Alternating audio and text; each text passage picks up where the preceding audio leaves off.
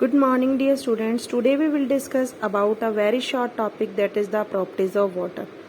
So what are the properties of water? पानी की क्या क्या प्रॉपर्टीज होती हैं कि हम पानी में कौन कौन सी चीज़ें डिज़ोल्व कर सकते हैं या कुछ चीज़ें ऐसी आपको पता है कि डिज़ोल्व नहीं होती हैं। तो ये कुछ ऐसी प्रॉपर्टीज हैं जो कि हम इनको स्टडी करेंगे।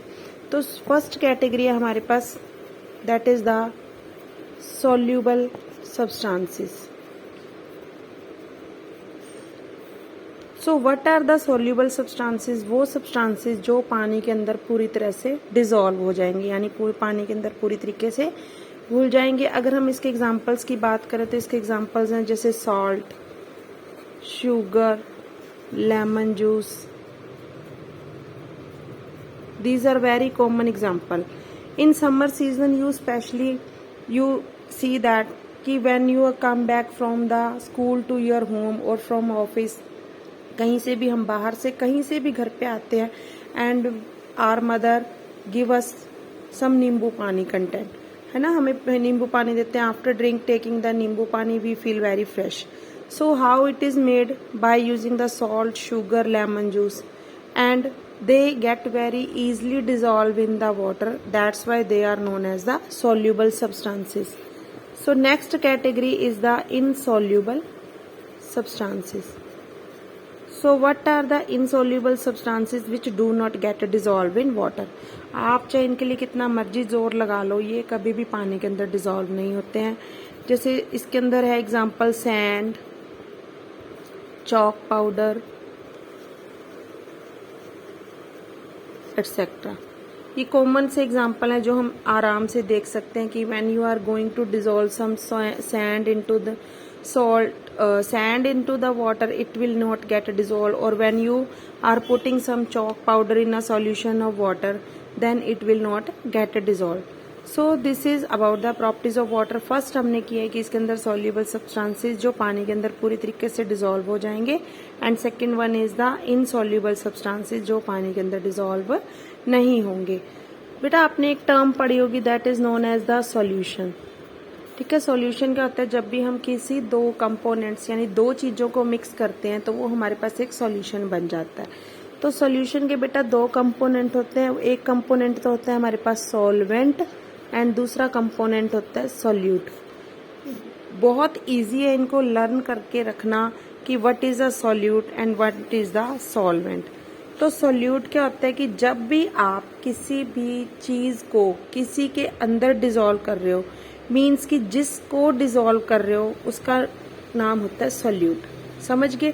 सपोज दैट आपने क्या बनाया है, लेमोनेड बनाया है, लेमोनेड जूस, यानी आपने कोई नींबू पानी बनाया। तो आपने सबसे पहले क्या किया, एक गिलास पानी लिया, उसके अंदर आपने सॉल्ट डाला, शुगर डाला, वाटर डालने के बाद मतलब गिलास लिया, फिर आपने उसको हाफ पानी से ऐड कर ली, फिल कर लिया, तो ये आपका वाटर हो गया। उसके बाद आपने इसके अंदर शुगर ऐड किया, उसके बाद आपने इसके अंदर क्या ऐड किया, सॉल्ट, फिर आपने इसके अंदर क्या ऐड किया, दैट इज द लेमोनेड या लेमन जूस। तो ये सारा मिलके आपका क्या प्रिपेयर हो जाएगा, एक that is known as the solution. तो बेटा सॉल्यूशन जब भी हम बनाते हैं तो इस सॉल्यूशन के अंदर आपको दो कंपोनेंट्स मिलेंगे, that is one is the solute and second one is the solvent. तो सॉल्यूट क्या होता है? जो डिसॉल्व होता है, मतलब जो डिसॉल्व होता है। तो इसमें अगर आपने लेमन जूस या लेमोनेड नींबू पानी बनाया है तो आपका salt, lemon juice, water, sugar, ठीक है, ये आप चारों कंपोनेंट मिलके इन्होंने तो एक सॉल्यूशन बनाया है। बट जब आपने सॉल्ट को ऐड किया, शुगर को ऐड किया, लेमन जूस ऐड किया, तो वो आपके क्या होंगे, सॉल्यूट होंगे। ठीक है, तो सेकंड टर्म आ जाती है हमारे पास सॉल्वेंट। सॉल्वेंट जिसमें डिसॉल्व किया जाता है, समझ गए, जिसमें डिसॉल्व किया जाता है।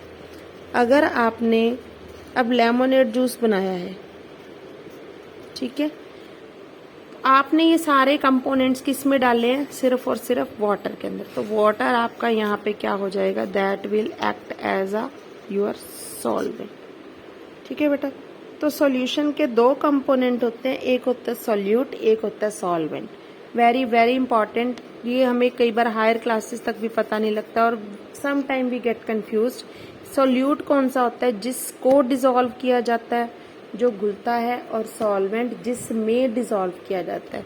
तो आप ये वाला एग्जांपल लर्न कर सकते हो कि जब when you are going to prepare a lemonade juice, आपने नींबू पानी बनाना है, तो आपने ये सारा कंटेंट किसके अंदर मिक्स करते हो, आप वाटर के अंदर। सो आपका वाटर होगा सॉल्वेंट, और जिसके अंदर आपने डिसॉल्व किया वो तो हो गया आपका सॉल्वेंट, और जिसको डिसॉल्व करोगे, जैसे शुगर है, सॉल्ट है, लेमन जूस है, ठीक है, that will be your the solute, that is the solution है, वो क्या होगा हमारे पास, सॉल्यूट। तो एक बार बेटा फिर से रिपीट कर रही हूँ मैं कि सॉल्यूट जिसको डिसॉल्व करते हैं और सॉल्वेंट जिसमें डिसॉल्व करते हैं, सॉल्यूट प्लस सॉल्वेंट दोनों मिलके हमारे पास क्या बना देते हैं, सॉल्यूशन।